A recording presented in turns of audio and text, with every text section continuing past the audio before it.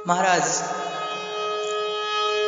जब आपका भाग्य उदय होता है तो आपके घर में बालक का जन्म होता है, पर जब आपके सौभाग्य उदय होते हैं तब आपके घर में बेटी जन्म लेती हैं। साहब, कन्यादान हुआ जब पूरा आया समय विदाई का, हंसी खुशी सब काम हुआ था सारी रस्म अदाई का। बेटी के उस कातर स्वर में बाबुल को झकझोर दिया, पूछ रही थी पापा तुमने क्या सचमुच में छोड़ दिया? अपने आंगन की फुलवारी मुझको कहा सदा तुमने, मेरे रोने को पल भर भी बिल्कुल नहीं सहा तुमने। क्या इस आंगन के कोने में मेरा कुछ स्थान नहीं? अब मेरे रोने का पापा तुमको बिल्कुल ध्यान नहीं? देखो अंतिम बार देहरी लोग मुझे पुजवाते हैं, आकर के पापा क्यों इनको आप नहीं समझाते हो? नहीं रोकते चाचा ताऊ, भैया से भी आस नहीं, ऐसी भी क्या निष्ठुरता है, कोई आता पास नहीं। बेटी की बातों को सुन के पिता नहीं रह सका खड़ा, उमड़ पड़े आंखों से आंसू, बदहवास सा दौड़ पड़ा। कातर बछिया सी वह बेटी लिपट पिता से रोती थी, जैसे यादों के अक्षर वह अश्रु बिंदु से धोती थी। माँ को लगा गोद से कोई मानो सब कुछ छीन चला, फूल सभी घर की फुलवारी से कोई ज्यों बीन चला।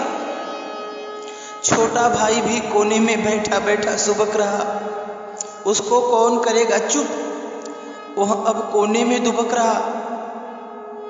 बेटी के जाने पर घर में ना जाने क्या क्या खोया है, कभी न रोने वाला बाप आज फूट फूट कर रोया है। केहू के खिलल बा चेहरा हो,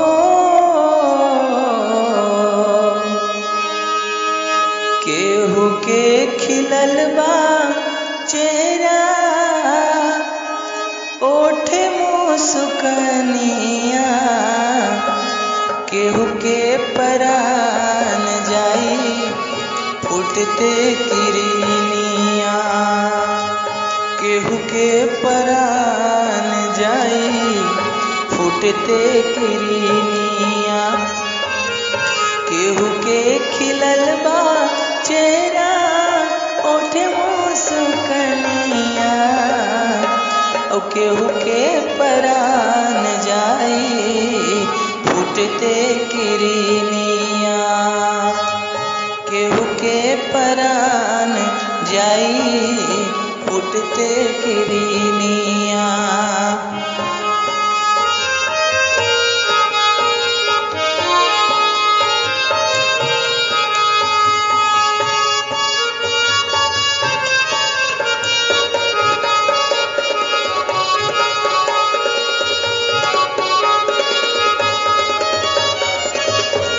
बाबूजी के अखियाँ के लोर सूखी गईले, चुपचाप देखा तारे मोतिया रहीले।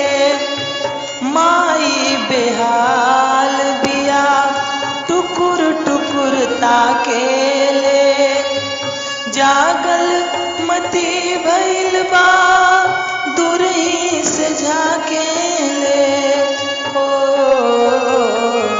केहू के हेराइल हीरा, केहू पौले रनिया, केहू के हेराइल हीरा, केहू पौले रनिया, केहू के परान जाई फूटते किरनिया, केहू के परान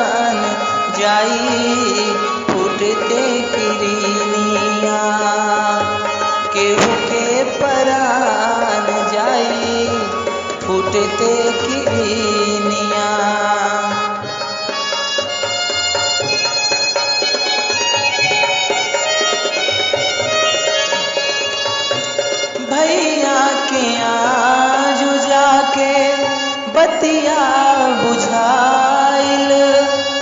का होले बहिन होला का ओकर विदाई, भैया के आजू जाके बतिया बुझाइल।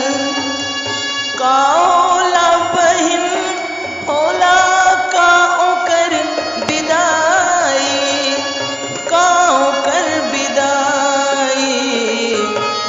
आज पराई भैली छोटके बहिनिया, केहू के परान जाई फूटते किरनिया, केहू के परान जाई फूटते किरनिया, केहू के परान जाई फूटते किरनिया।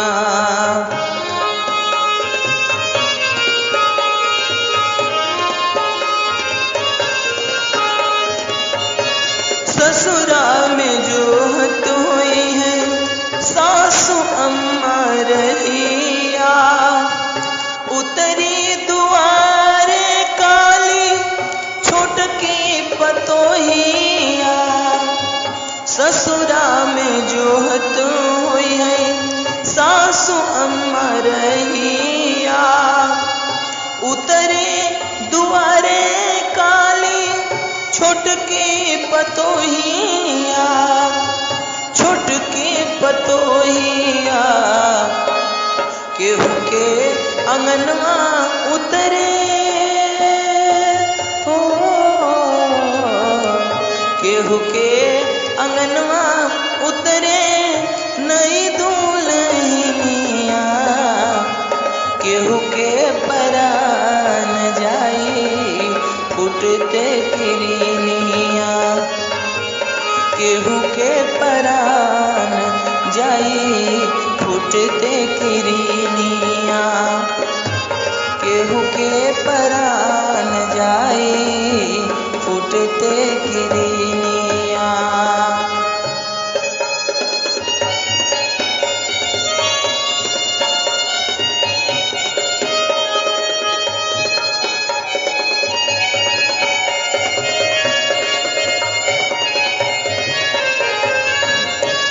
खुश रही है बेटी रखिया सबके धियानवा, नैहर के इज्जत रखी है ससुरा के मनवा। खुश रही है बेटी रखिया सबके धियानवा, नैहर के इज्जत रखी है ससुरा के मनवा, ससुरा के मनवा।